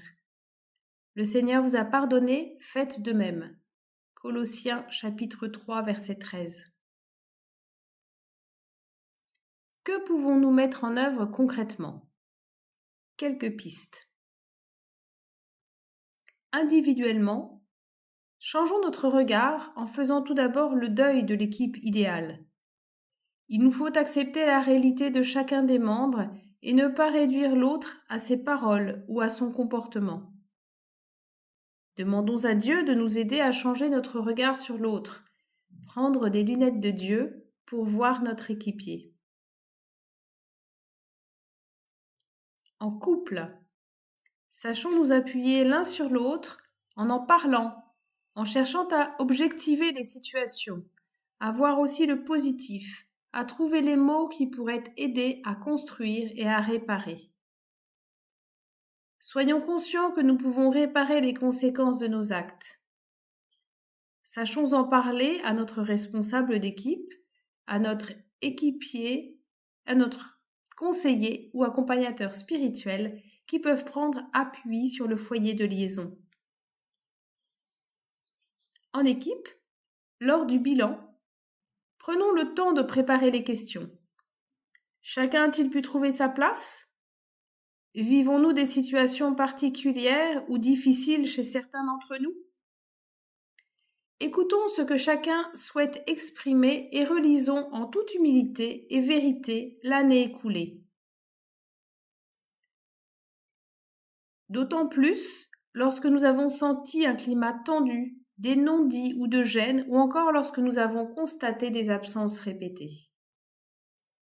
Il peut être nécessaire de ne pas attendre le bilan pour s'exprimer et de faire un point à mi-année.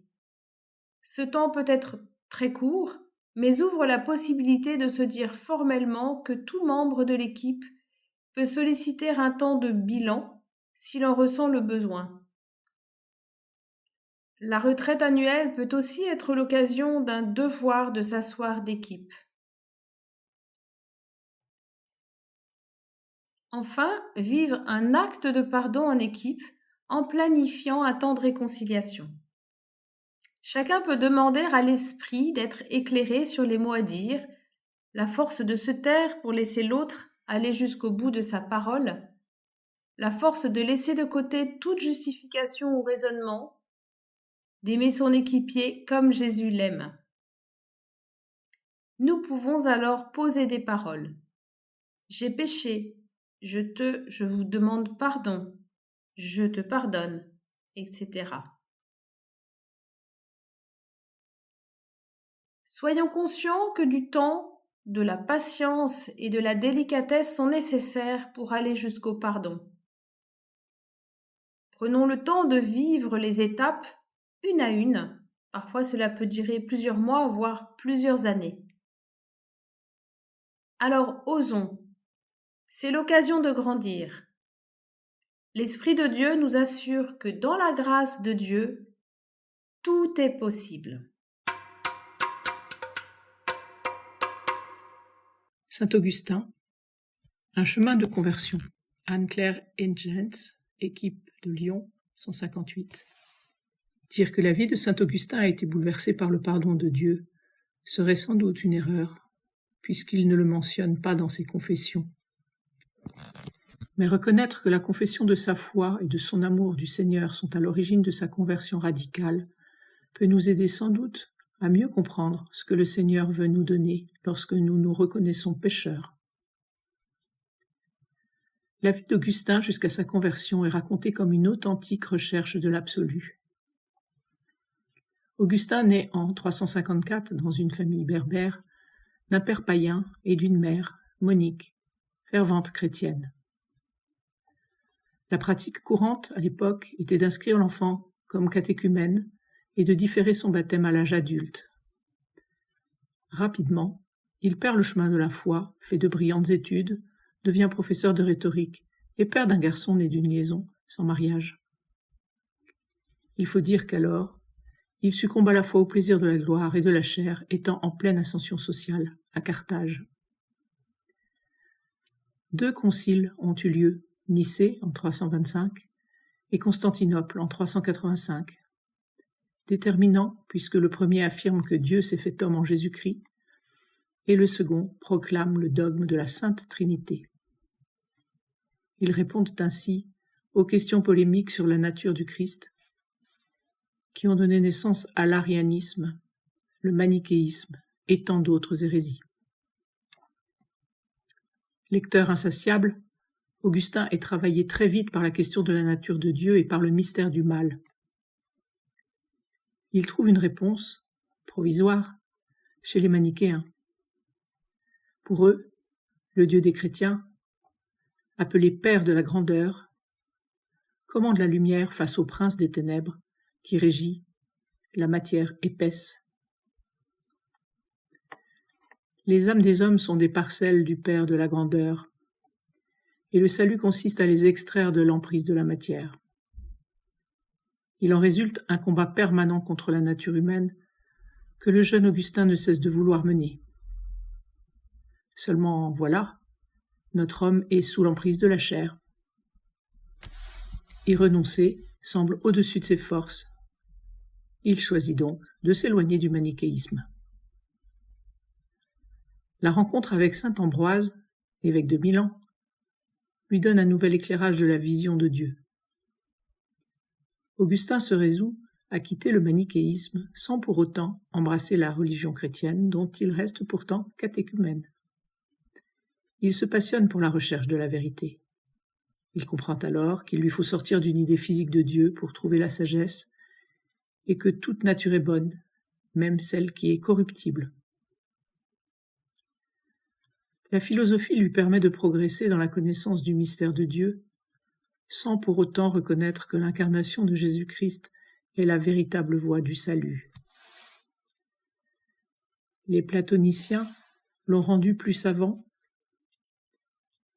La lecture des Écritures lui fait découvrir la voie du salut par l'humilité de l'incarnation. Il est maintenant prêt pour la conversion.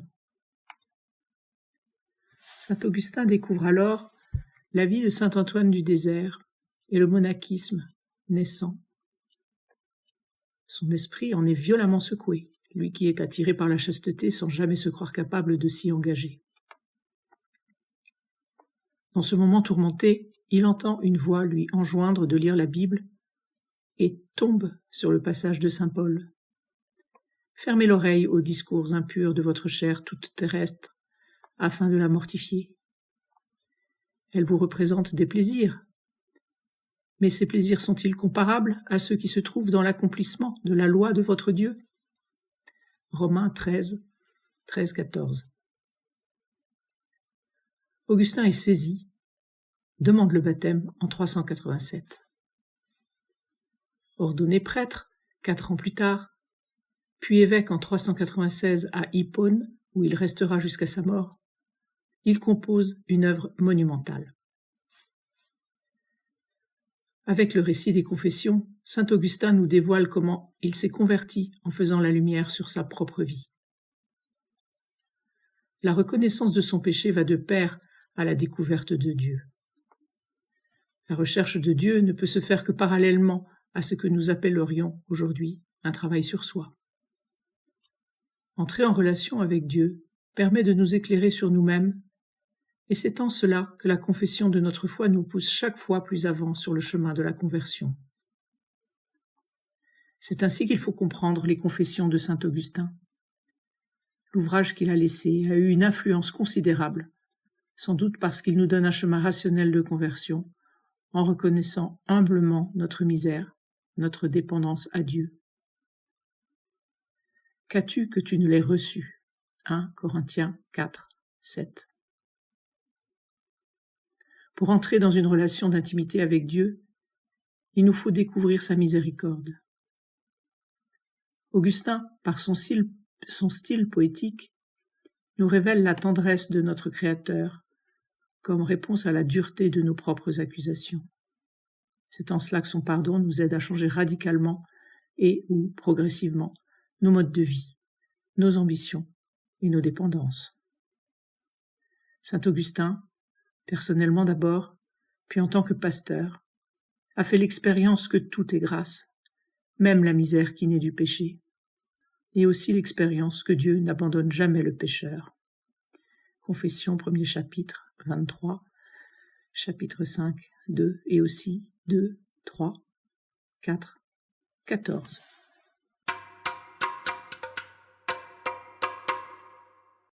La grande prière des familles par le père Louis de Rênal. En parcourant les articles du catéchisme de l'Église catholique, nous découvrons 3 paragraphes consacrés à la prière d'intercession, les paragraphes 2634 à 2636. Reprenons-en le cœur en l'actualisant pour les membres des équipes Notre-Dame. Pour vous, qui suis-je? La question de Jésus vaut pour chacun d'entre nous. Serions-nous capables d'en donner une réponse communautaire, en couple ou en famille? Jésus est l'ami fidèle, le compagnon de route, le bon samaritain. Le père Caffarel présentait la spiritualité conjugale comme l'alliance du couple avec le Christ, prêtre, prophète et roi. Magnifique. La famille est une petite église domestique où le Seigneur est présent. Il est l'unique prêtre et intercesseur auprès du Père en faveur de tous les hommes, spécialement des petits et des pécheurs. La prière en commun est l'heure privilégiée pendant laquelle le foyer exerce sa mission sacerdotale. Dans cette prière, le Christ célèbre avec le foyer son culte filial et intercède pour toute l'humanité. L'Esprit Saint lui-même inspire la louange et la prière du foyer. L'intercession chrétienne participe à celle du Christ. Elle est l'expression de la communion des saints, ce merveilleux mystère de solidarité qui unit tous les chrétiens en priant les uns pour les autres. C'est en tant que communauté de foi et d'amour que les époux participent à la prière du Seigneur qui dilate leur cœur. La prière d'intercession les plonge dans son cœur et son immense amour de miséricorde pour le monde entier. En actualisant la grâce du sacrement de mariage, cette prière aux époux permet de demander des grâces de guérison, de pardon et de réconciliation. Le pape François encourage les familles à vivre une prière quotidienne. On peut réserver quelques minutes chaque jour afin d'être unis devant le Seigneur vivant, de lui dire les préoccupations, prier pour les besoins de la famille, prier pour quelqu'un qui traverse un moment difficile. Les premières communautés chrétiennes ont vécu avec intensité ce partage de la prière d'intercession qui ne connaît pas de frontières. Les intentions de prière portées en famille favorisent l'ouverture du cœur à laquelle il est bon d'habituer l'enfant dès sa petite enfance. Lorsque la famille prie et va vers les autres, surtout vers les pauvres, elle est symbole, témoignage, participation de la maternité de l'Église. Jean-Paul II. La prière d'intercession de la famille atteint son point culminant dans la participation à l'Eucharistie vécue ensemble. L'Église est la mère qui donne vie aux petites églises domestiques par la parole et les sacrements. À leur tour, elles deviennent mères en donnant la vie et en participant à la mission de l'Église. Des familles font de leur foyer une maison d'accueil, une maison de paix et de prière. Ceux qui y entrent en sont comme réchauffés et rendus meilleurs par une mystérieuse présence divine. Concluons avec saint Jean-Paul II. combien est urgente une grande prière des familles qui s'intensifie et s'étende au monde entier.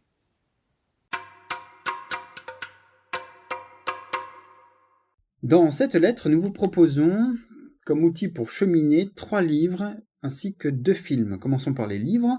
L'amour durable est impossible, de François Garagnon, aux éditions Monte Cristo, édité en 2024. Il fait 390 pages pour 26 €. François Garagnon, auteur à succès de Jade et les sacrés mystères de la vie, fait le choix du conte pour éclairer notre réflexion sur l'amour durable. Si le début d'un amour est beau, comment lui conserver sa forme originelle ? Un livre facile à lire, des contes courts écrits dans un style oral, la possibilité de choisir des thèmes qui font obstacle à l'amour ou en sont les clés. Le regard, la fidélité, le silence, la liberté, la passion, le diable, la jalousie. Si un conte ne vous parle pas, surtout en choisir vite un autre. Il y en a 57. Livre pour tous, je l'ai testé avec succès auprès de jeunes étudiants. Continuons avec Prier avec la Bible à l'école de Saint-Ignace de Loyola de Nicolas Saint-Aubin, aux éditions Jésuites, édité en mai 2024. Il fait 206 pages pour 19 €. Nicolas Saint-Aubin, en pédagogue, nous introduit à la manière de prier de Saint-Ignace de Loyola, une méthode simple et structurée. Il répond à de nombreuses questions très concrètes. Qu'est-ce que prier ? Pourquoi prier avec la Bible ? Où ? Quand ? Comment prier ? Est-ce que je prie comme il faut ? Prier avec la Bible n'est pas étudier la Bible, mais se mettre à l'écoute de la parole de Dieu pour demeurer en sa présence. Plus que l'intelligence, l'important est le cœur. Qu'est-ce qui nous touche ? Comment suivre Jésus ? 50 textes bibliques sont proposés, accompagnés de pistes de réflexion, ainsi qu'un exercice pratique de prière guidé, accessible par un QR code. Un outil précieux, une invitation à davantage goûter les textes bibliques et à renouveler sa prière. Terminons les livres avec Vivre avec l'irréparé de Isabelle Le Bourgeois, aux éditions Albin Michel, édité en février 2024. Il a reçu le prix de la liberté intérieure. Il fait 240 pages pour 17,90 €. L'irréparé dit ce qui n'est pas encore réparé, que cela pourrait l'être, laissant ouvert un champ au possible, et donc à l'espérance. Psychanalyste et religieuse auxiliatrice, Isabelle Le Bourgeois nous conduit dans une réflexion qui s'ancre dans le vécu de personnes touchées par l'irréparable. Elle les a rencontrées et accompagnées dans le monde carcéral, hospitalier ou dans son cabinet. Réflexion donc très incarnée dans le vivant. Dans une deuxième partie, un peu plus difficile à lire, sa réflexion est originale car elle va jusqu'à se demander s'il n'y aurait pas une part d'irréparé au sein même de Dieu, tel que nous le présente le récit biblique. Ce livre pourra vous toucher, comme je l'ai été, car nous sommes nombreux à avoir en chacun de nous quelque chose d'irréparé. Poursuivons maintenant avec les films. Après le rassemblement international des équipes Notre-Dame à Turin, alors que nous nous trouvions sur la place d'une jolie petite ville italienne, nous avons vu en fin d'après-midi des hommes et des femmes d'Afrique et d'Orient se rassembler, s'asseoir par petits groupes pour occuper l'espace, bavarder et parfois partager un repas ou une boisson. À côté d'un véhicule militaire, une patrouille de l'armée italienne se tenait un peu à l'écart. Les passants traversaient la place, indifférents pour la plupart devant ce spectacle devenu banal. Cette scène est l'illustration que les flux de migration des hommes sont une réalité incontournable de notre temps, que cela nous inquiète ou, comme ces passants italiens, nous laisse indifférents. D'où viennent ces hommes et ces femmes exactement ? Comment sont-ils arrivés au cœur de l'Europe ? Qu'ont-ils vécu ? Que cherchent-ils ? Comment les voir autrement que comme des chiffres ? Au-delà des statistiques qu'ils représentent. Davantage que les médias et le rythme de l'actualité, le cinéma peut aussi nous permettre d'appréhender et de toucher du doigt ce phénomène à travers des destins singuliers. Nous vous proposons un film de Matteo Garrone, sorti en 2023, qui s'intitule Lo Capitano. C'est l'histoire de 2 adolescents sénégalais attirés par le mirage de la vie européenne qui entreprennent leur voyage à travers l'Afrique. Enthousiastes, inconscients des épreuves qui les attendent, les 2 amis découvrent la réalité avec candeur. Le récit maintient une distance avec le réel, qui, même s'il est difficile, le rend plus supportable aux yeux des 2 amis, mais aussi du spectateur. La fiction transforme ce voyage en odyssée et finit par faire de ces hommes du quotidien des héros pour nous les faire aimer. Et nous terminerons avec le film Green Border de Agnieszka Holland, sorti en 2023. Aux frontières froides de l'Europe, entre Pologne et Biélorussie, Le voyage de migrants africains, syriens ou afghans n'est plus qu'un va-et-vient entre les deux pays. Chacun rejette comme des paquets ce dont on ne veut pas ou qu'on utilise comme arme de guerre. La réalisatrice polonaise renvoie alors chaque personnage et le spectateur à sa conscience dans ce jeu cynique. Elle nous invite dans ce film en noir et blanc, animé d'une tension permanente, à nous demander ce que nous ferions dans pareille situation. Chacun à sa façon, compréhensive ou implacable, froide ou chaleureuse, désespérée ou bien ouverte, ces deux films nous invitent à regarder comme nos prochains les hommes et les femmes que nous croisons dans leurs exils.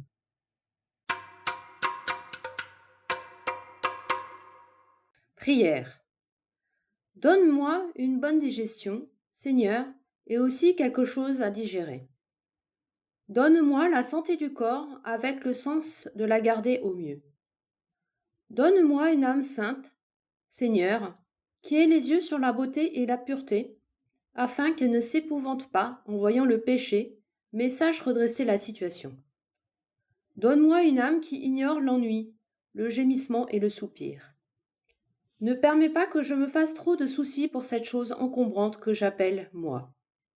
Seigneur, donne-moi l'humour pour que je tire quelque bonheur de cette vie et en fasse profiter les autres. Thomas More.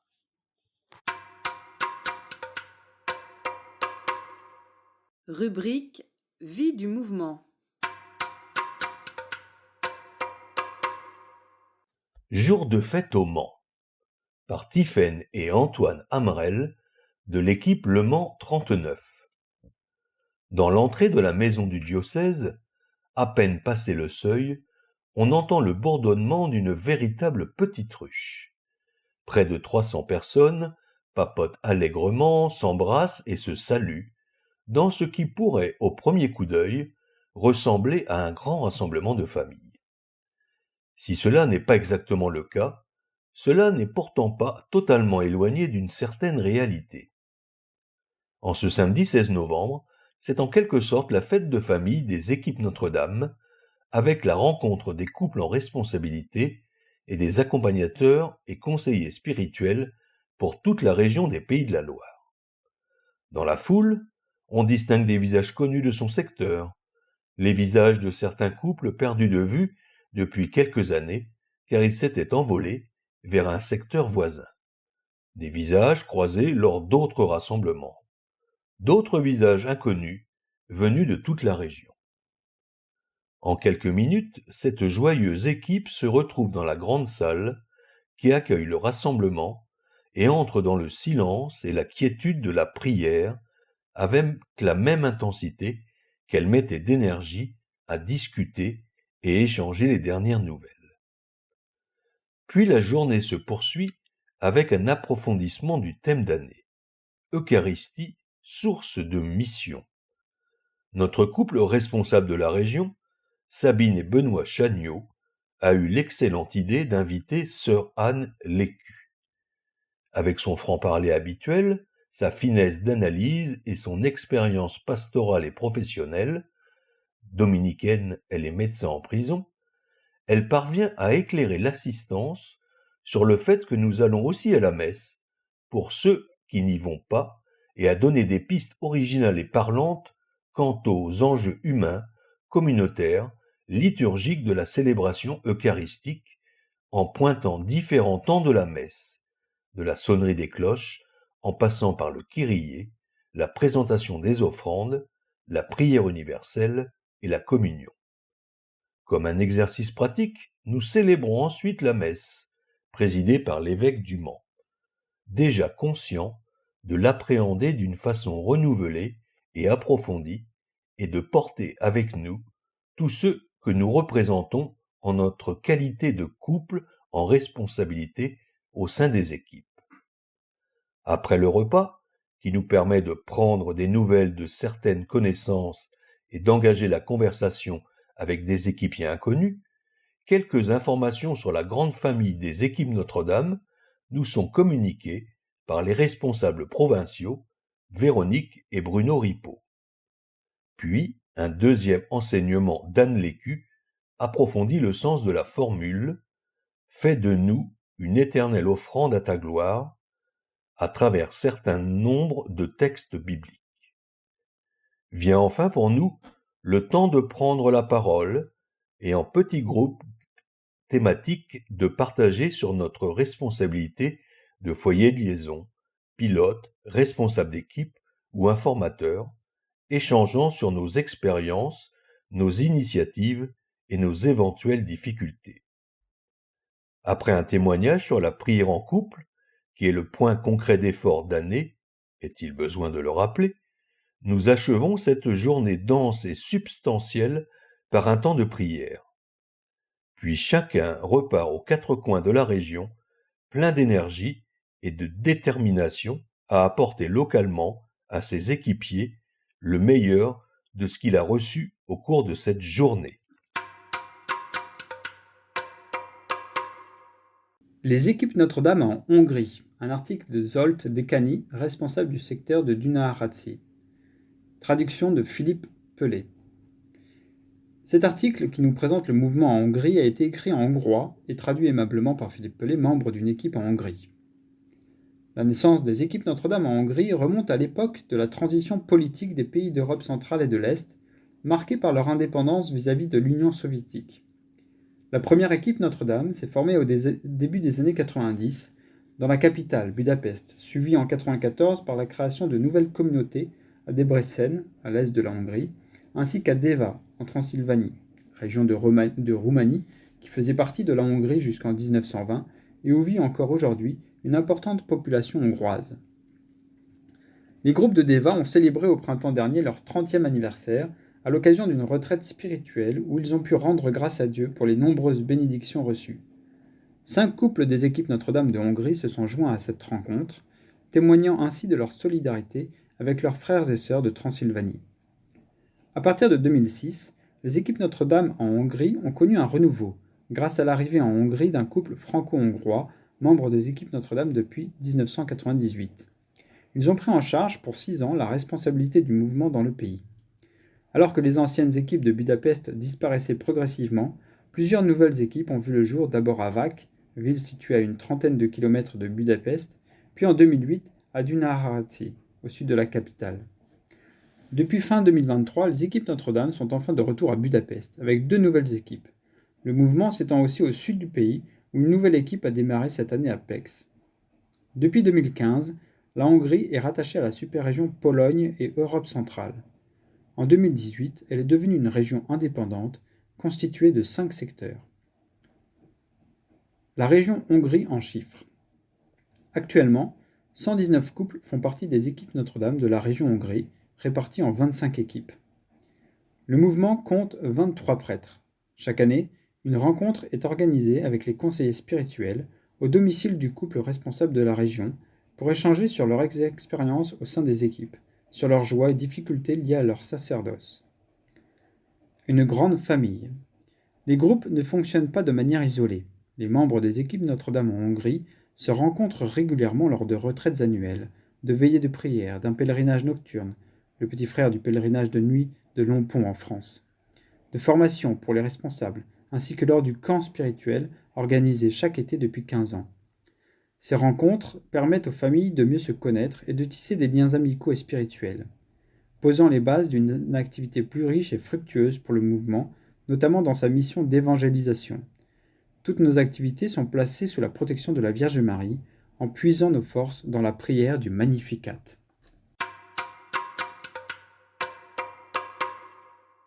Rubrique Massabielle, la maison du couple. Au revoir Thierry, par Monique et Jean Dubrez, couple responsable de l'équipe France-Luxembourg-Suisse. Cher Thierry, en cet automne 2024, l'équipe responsable France-Luxembourg-Suisse souhaite te remercier au moment où l'heure de la cessation d'activité a sonné. Avant d'aller plus loin, et puisque tu as animé tant de veillées, nous te proposons une petite charade. 1. Comment appelle-t-on une belle demeure campagnarde en Provence? 2. Si l'on arrive aux Z en ayant énoncé une série, c'est forcément qu'on a commencé par une lettre. Laquelle? 3. Dans un moteur à essence, le piston est rattaché au vilebrequin par une pièce. Laquelle? Eh oui, ceux qui ne te connaissent pas dans notre assemblée savent à présent que tu as assuré la direction de Massabielle pendant 4 ans. 4 ans, pendant lesquels, ainsi que cela t'avait été fixé comme objectif, tu as développé l'image de la maison des équipes Notre-Dame, maison du couple et de la famille, et qui est devenue maison de l'alliance entre les équipes Notre-Dame et le diocèse de Pontoise. La maison, située à Saint-Prix, était peu connue dans la région parisienne, mais grâce à toi, elle s'est retrouvée sur les ondes et sur les réseaux, accessible pour les retraitants, les groupes d'aumônerie, de catéchèse, des étudiants en week-end de cohésion ou en période de révision, des chorales et tant d'autres. Merci de t'être impliqué dans la vie de la commune, la vie associative et paroissiale de Saint-Prix. Des jus de pommes de fabrication locale ainsi que des confitures délicieuses sont ainsi arrivées sur les tables de la maison. Un jardin partagé a été créé dans le parc. Des associations ont pu se retrouver pour des temps forts. Des groupes divers, comme ceux de Fondatio, des apprentis d'Auteuil, du MEJ français et vietnamien, ont été accueillis dans les locaux ou dans le parc. Merci encore de ton implication persévérante. Merci de ton oreille musicale, illustrée sur la guitare qui a rejoint les paroissiens de Saint-Prix. Et bien sûr, les équipiers des diocésains lors de multiples veillées. À l'heure où tu vas mettre le cap à l'ouest pour retrouver la Bretagne qui t'est chère, nous voulons te remercier au nom de tous les équipiers et t'assurer de l'application que nous mettrons à maintenir la dynamique d'accueil que tu as impulsée avec cœur et générosité.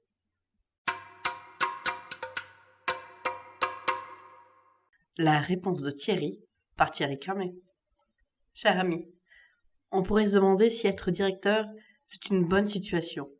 Je dis qu'il n'y a pas de bonne ou de mauvaise situation. Si je devais résumer ma vie aujourd'hui avec vous, je dirais que c'est d'abord des rencontres, des gens qui m'ont tendu la main. Je pense par exemple à Pierre Macheneau, venu me voir le lendemain de mon arrivée pour me proposer des soirées autour du vin avec des pères de famille de la paroisse. Je pense aux salariés qui contribuent à l'entretien de cette grande maison, aux groupes qui se réunissent ou séjournent ici avec beaucoup de sérénité, et à notre évêque qui a choisi Massabielle pour y faire ses premières rencontres. C'est curieux de se dire que les hasards, l'Esprit Saint et les rencontres forgent une destinée. Bienvenue à Valérie. La maison Massabielle continue elle aussi sa route avec une nouvelle capitaine. Nous avons en effet le plaisir d'accueillir une nouvelle directrice en la personne de Valérie Billeta.